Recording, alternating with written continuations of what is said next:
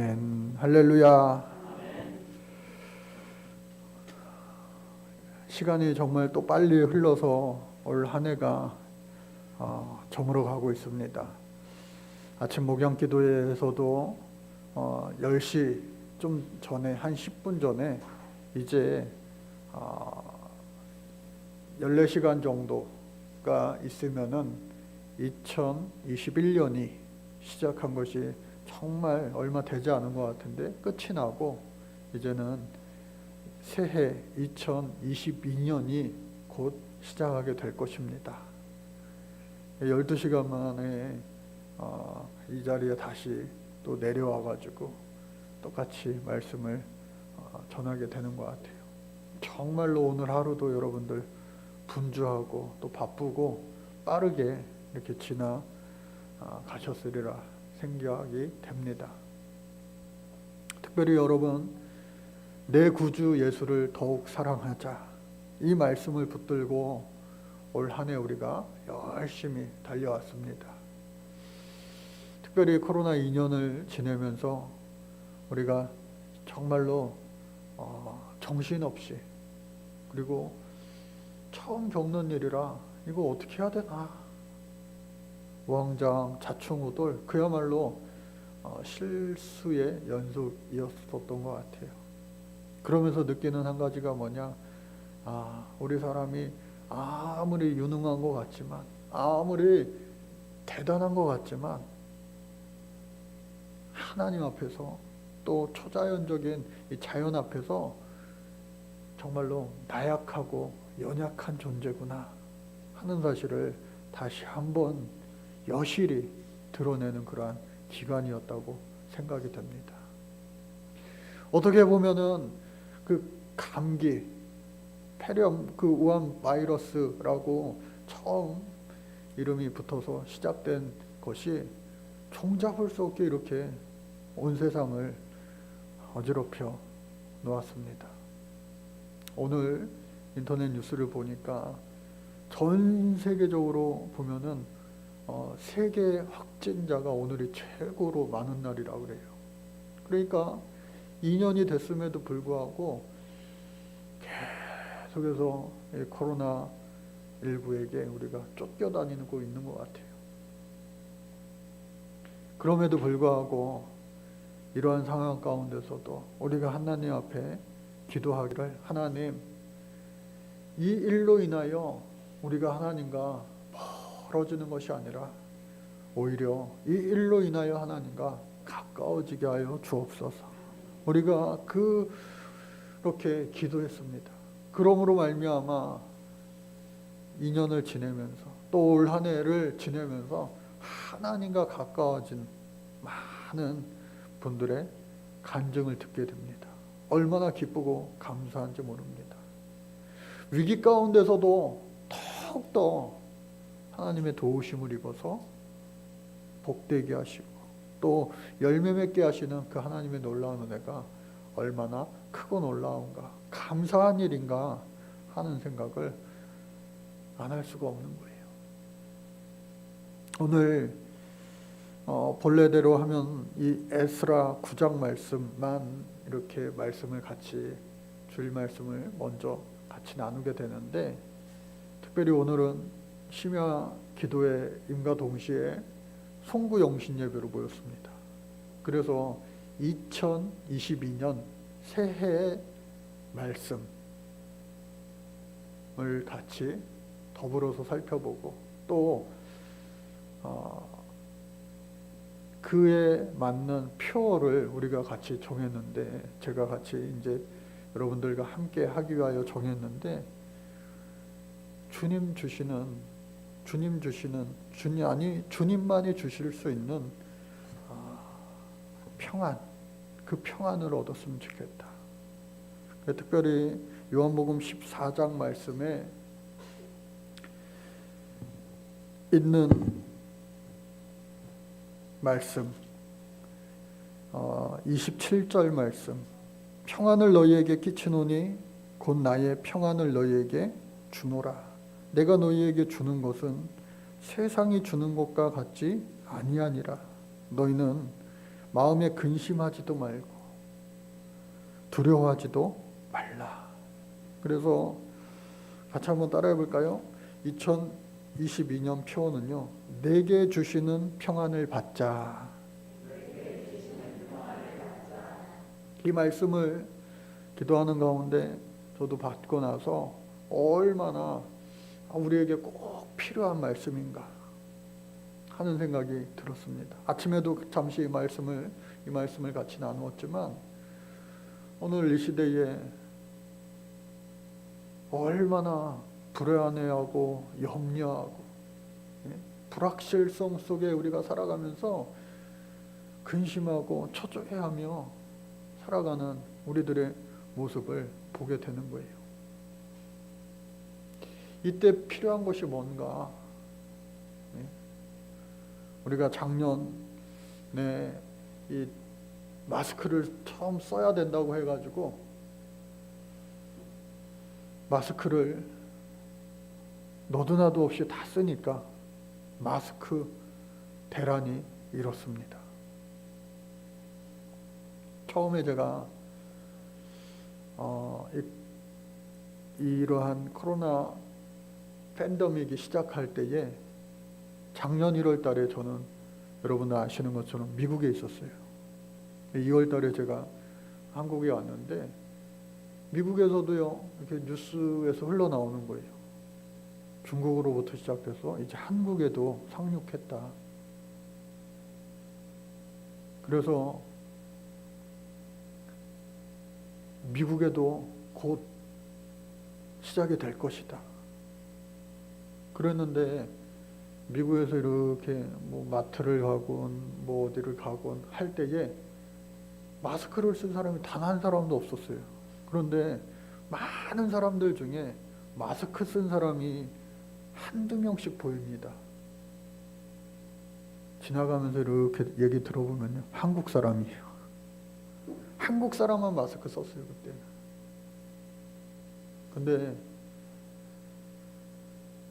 메르스나 사스나 뭐 그러한 것들처럼 이렇게 대부분의 사람들은 아무 영향 없이 지나갈 줄 알았는데 이와 같이 지금 우리가 지내고 있어요. 이러한 때에 우리가 필요한 것은 정말로 하나님의 그 평안이겠다. 여러분, 예수님 시대에도요, 로마가 세상을 지배했습니다.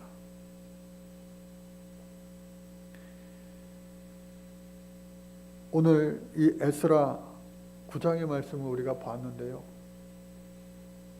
하나님의 성전이 재건되어지고 하나님 앞에 예배만 하면 하나님께서 이스라엘 백성들을 넘치도록 축복해 주실 줄 알았어요. 그런데 그 기대와 예상은 계속해서 시간이 갈수록 빗나가기 시작하는 거예요. 왜 그러지? 우리가 하나님 앞에 할 거 다 하는데 왜 그러지? 의문이 들기 시작했어요. 그렇다고 하나님 앞에 드리던 제사를 중지하지도 않았어요. 할 거 다 하면서 계속해서 그러면서도 불안해하고 염려하는 거예요. 왜 그러지? 왜 그러지? 그런데 오늘 이 에스라 말씀 9장의 말씀에서 그 원인을 알게 해주시는 거예요. 왜 그럴까 살펴봤더니 하나님이 이스라엘 백성들에게 있어서 가장 싫어하는 것은 오늘도 마찬가지지만 바로 우상 숭배입니다. 나 이외에 다른 신을 섬기지 말라 말씀하셨는데 그것을 조금씩 어기기 시작하는 거예요. 이 정도는 괜찮겠지. 이 정도는 괜찮겠지. 하면서 오늘 이 에스라의 고백처럼 그 하나님 앞에 죄 짓는 것이 조금씩 차고 올라서 어디까지요? 내 정수리까지 찼나이다. 그러니까 저 발끝에서부터 내 머리 끝까지 우리 온 몸이 죄로 가득하게 되었습니다. 너무나도 자신들의 죄가 무겁기 때문에 이걸 어떻게 해야 되겠습니까? 죄로 인하여 하나님께서 참으시다가 이스라엘 백성들에게 수많은 예언자들을 보내요. 회개해라, 회개해라. 그러나 회개치 아니하여 눈물의 선지자 예레미야가 예언한 것처럼 70년이라는 세월을 하나님 앞에 징계받은 후에 바벨론의 포로로 끌려간 후에 예루살렘으로 돌아와서 회복이 될 줄 알았는데, 성전만 봉헌되면 모든 것이, 예배가 다시 온전하게 드려지면 될 줄 알았는데, 그 온전한 예배란 그들 마음속에 진정으로 우러나오는 그 예배가 아니라 겉모습 보기에 온전한 예배였던 거예요. 결국은 이 이스라엘 백성들, 이들이 하나님을 믿긴 믿는데 계속해서 걱정, 근심, 염려, 불안, 초조, 그렇게 살아갈 때에 이 에스라가 하나님의 말씀을 통하여 또 회개운동, 기도를 통하여 발견한 것은 뭐냐? 우리의 죄가 아직도 너무나도 크다, 만연하다. 그 죄는 말씀드린 대로 우상숭배의 죄입니다. 그 우상숭배는 당시에 통혼함으로 말미암아 이스라엘 백성들끼리만 결혼해서 온전히 하나님만을 잘 섬겨야 되는데, 다른 이방인들과 통혼함으로 말미암아, 특별히 그냥 이방인들이 아니라 하나님을 믿지 않고 하나님을 대적하는 그러한 백성들과 함께 결혼함으로 말미암아 그들의 신이 이스라엘의 가정에, 그들의 심령에 자리 잡기 시작했다는 거예요. 그런데 성경을 자세히 보니까 방백들과 심지어 제사장들이 그와 같은 일에 어떻게 해요? 으뜸이 되었다, 앞장서고 있다라고 하는 거예요. 윗물이 맑아야 아랫물도 맑다라고 하는 말이 있어요. 그러나 안타깝게도 정말로 이 시대에 지도자들이 전부 다 하나님 앞에 잘하는 것 같지만 잘 못하고 있어요. 그래서 우리 모두가 회개합시다. 회개운동을 벌리는 거예요. 그래서 하나님, 이러한 우리들을 정말로 살려주세요. 살려주세요. 이 에스라는요, 지금 하나님 우리에게 농사 짓는데 많은 열매가 없어요. 하나님 우리가 가축을 키우는데 많이 번식이 안 돼요. 수고하고 땀 흘려도 많은 것들이 우리에게 나타나지가 않아요. 그러한 기도의 제목이 아니라 절체절명의 기도. 하나님, 이러다가 우리가 다 죽겠습니다. 여러분, 목숨보다 소중한 게 뭐가 있겠어요? 온 천하를 얻고도 사람이 제 목숨을 잃으면 무슨 소용이 있겠느냐고 예수님 말씀하셨는데, 오늘 이 시대도 마찬가지 아니겠어요? 우리가 지금 여러분들 기대하는 마음으로, 또 기쁘고 감사한 마음으로 어려운 세상 환경 가운데서도 하나님 전에 나왔어요. 어떠한 말씀을 내게 주실까 기대하는 마음으로 오신 분들도 분명히 계실 거예요. 그런데 오늘 저는 이 밤에 하나님, 우리를 살려주세요. 하나님, 우리 이 나라, 이 민족을 불쌍히 여겨주세요.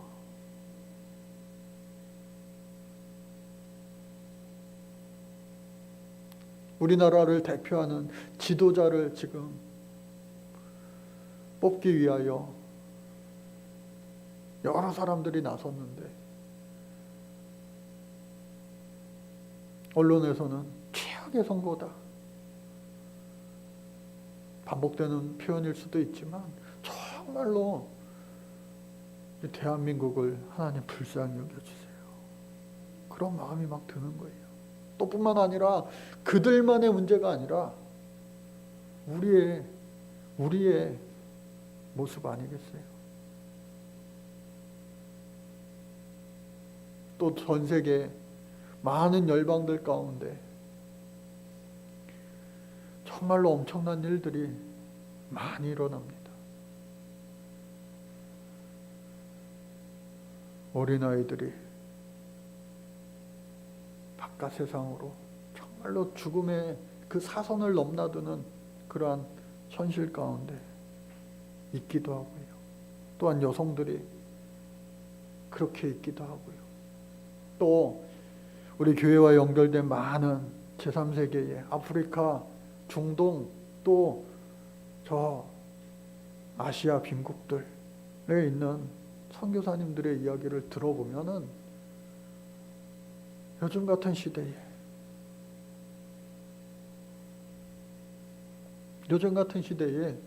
정말로 배를 줄이는 많은 사람들이 있고요. 실제로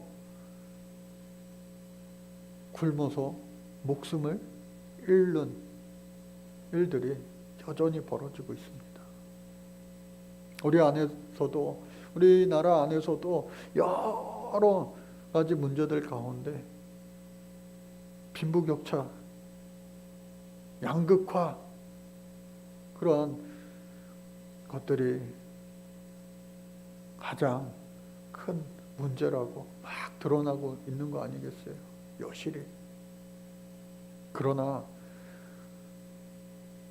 전 세계적으로 봤을 때에 얼마나 더 많은 사람들이, 우리 눈에 보이지 않는 생명들이 고통당하고 아픔당하고 있는지 모릅니다. 이러한 현실들 가운데 중요한 문제는 우리 예수 믿는 사람들에게는 이념의 문제, 정치적인 문제, 경제적인 먹고 사는 문제, 그런 거 다 중요한 가치가 있겠지만 우리는요, 가장 우선 해야 될 건 뭐냐? 우리의 영이 죽고 사는 문제를, 세상 사람들은 도저히 다룰 수 없는 가장 중요한 그 문제를 우리는요, 볼 수 있어야 됩니다. 그리고 그 일을 위해서 오늘 교회가 무엇보다도 가치를 두고 최선을 다해야 할 줄로 믿습니다. 너무나 사람들이요, 공허한 인생을 많이 살아가는 거예요. 학생들은 인서울을 위해서 그냥 살아가고, 젊은이들은 안정된 직장을 위해서, 또 노후를 위해서. 그러나 저 천국을 바라보지 못하니까 이 세상이 다인 것처럼 썩어질 것들을 위하여 하나님 주시는 그 참 평안을 알지 못한 채 불안해하고 염려하며 살아가는 거예요. 오늘 이 에스라 9장 13절의 말씀은요, 에스라 전체의 핵심 말씀입니다. 주제이기도 합니다. 같이 한번 읽어볼까요? 시작. 우리의 악한 행실과 큰 죄로 말미암아 이 모든 일을 당하였사오나 우리 하나님이 우리의 죄악보다 형벌을 가볍게 하시고 이만큼 백성을 남겨주셨사오니. 이스라엘 백성들이 70년 동안 바벨론 포로 생활을 하면서 예루살렘 성전이 함락당하였을 때에 얼마나 큰 극심한 고통과 아픔과 슬픔을 경험했는지 모릅니다. 그런데 에스라는 깨달았어요. 하나님 앞에 기도하고 나니까 깨달은 거예요. 우리 이스라엘 백성들이 하나님 앞에 지은 죄에 비하면 지금 우리가 받고 있는 그리고 우리가 70년 동안 겪은 그 형벌은 무지무지 가벼운 거구나.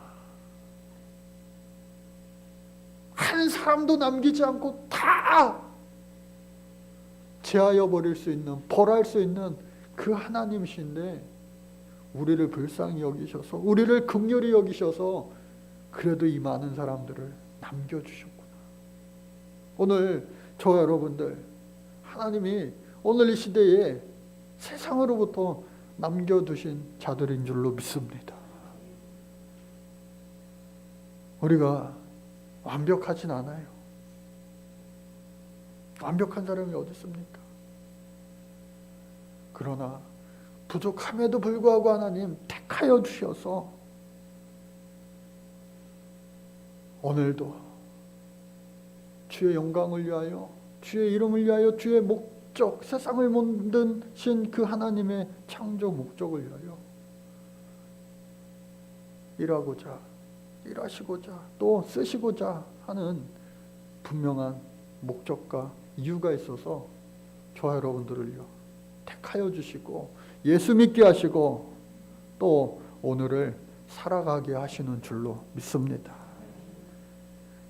우리 많은 이스라엘 백성들을 살려주셨어요. 또 시대가 지납니다. 에스라 시대가 조금 지나면 느헤미야 시대도 나오지만 조금 더 지나면 구약의 마지막 선지자 말라기 선지자가 나와서 예언을 하는데, 이 에스라 회개운동을 통하여 이제는 좀 달라진 이스라엘 백성들이 달라져가지고 변화돼가지고 하나님 뜻대로 좀 잘 해볼 것 같았는데, 안타깝게도 말라기 선지자한테 칭찬받는 것보다 책망받는 것이 더 많아요.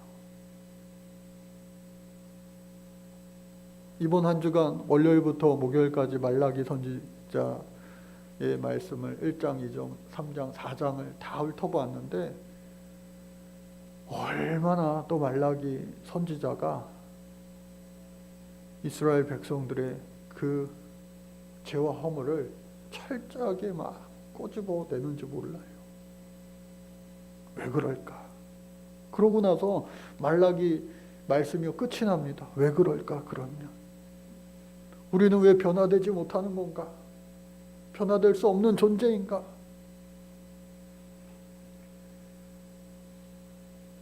허무주의에 빠지고 패배주의에 빠지는 것이 아니라 우리가 그러한 존재이기 때문에 세례 요한의 통하여 예비하신, 길을 닦으신 그 메시아 하나님의 아들 예수 그리스도가 이 땅에 오신 거예요. 우리 스스로 아무리 노력해도 안 되니까 예수님이 오신 거예요. 그리고 오늘 이 요한복음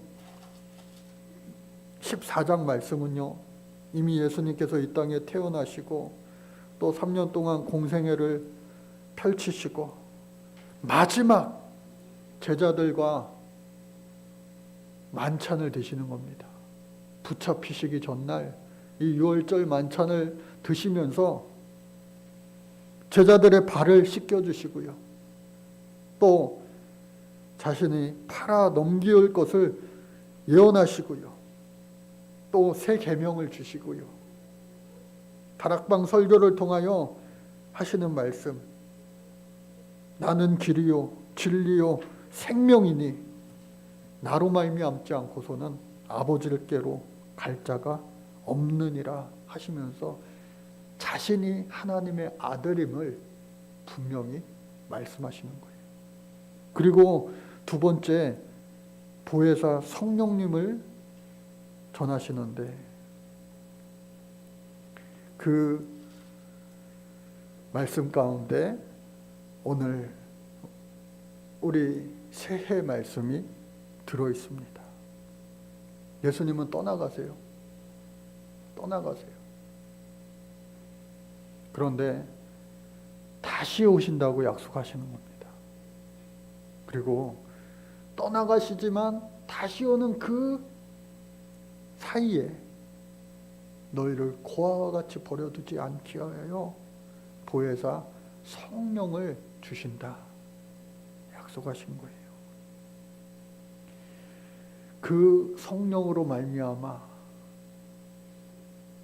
세상이 줄 수 없는, 세상과는 좋게 비교할 수 없는 하나님만이 유일하게 주실 수 있는 샬롬의 평안을 우리에게 주신다 약속하셨습니다. 당시의 로마 시대 팍스 로마나라고 하는 말 있죠. 로마에게만 잘 보이면 내가 잘 살 수 있어. 우리나라가, 우리 민족이 잘 살 수 있어. 팍스 로마나. 그러나 세상이 주는 평안은요, 잠시 잠깐이에요. 야, 내가 이번에 선거하는데 줄 잘 서가지고 그 사람 대통령 되고 그 사람 뭐가 되면은 나도 한 자리 할 수 있어. 여러분, 정권은요 바뀌고 또 바뀌게 되어 있어요. 나만 믿어 하는 사람도요 언젠가 흙으로 돌아갈 사람에 불과합니다. 그러나 영원하신 우리 하나님, 전능하신 우리 하나님께서 세상의 그 어떤 조건 때문에 잠시 잠깐 얻을 수 있는 그 평안이 아니라 모든 조건을 초월하시는 영원하신 변함없는 그 평안, 샬롬의 평안을 우리 하나님께서 저와 여러분들에게 주신다고 이 밤에 약속하시는 줄로 믿습니다. 그 평안을 여러분들 받으시고 세상이 주는 것과 같지 않아 마음에 근심하지도 말고 또 두려워하지도 말라. 이 말씀을 저와 여러분들 붙잡고요, 올 한 해를 그동안 열심히, 정말로 열심히 잘 살아오셨는데 새해에는 더욱더 이 평안한 가운데 그래 나는 갈 곳 있는 사람이야. 천국 갈 수 있는 사람이야. 천국이 얼마나 더 좋은지 저도 안 가봐서 모르겠어요. 그러나 천국은요, 이 세상에서 그 어떠한 좋은 곳, 내가 경험한 그 기쁨, 평안함, 그 이상이라고 하는 것은 확실합니다. 무엇보다 천국이 왜 천국이냐? 하나님 계시기 때문에 천국이에요. 그 천국을 우리가 소망하면서 준비하면서 우리 모두가 같은 형제 자매들로 협력하여 천국에 이룰 수 있기를 간절히 주의 이름으로 축복합니다. 또 한 가지 바라기는요, 주님이 함께함으로 말미암아 이 땅에서 미리 맛볼 수 있는 천국이 우리 교회였으면 좋겠어요. 우리 집사님을 통하여, 우리 권사님을 통하여, 우리 예준이를 통하여, 민규를 통하여, 주영이를 통하여, 세교를 통하여, 야, 예수님이 보였어. 우리 어른들도 도와줘. 하은이를 보면은 야, 천사 같아. 우리가 나이 먹을수록 그 말이 안 어울리고 사라지는 것이 아니라 더욱더 천사 같아, 우리 집사님, 우리 권사님 천사 같아 하는 것이 너무나도 지극히 당연하게 어울릴 수 있는 우리 모두였으면 좋겠어요. 내게 주시는 평안을 받으시기를 바랍니다. 평안의 주인공 반드시 될 줄로 믿습니다. 이 시간에 우리 같이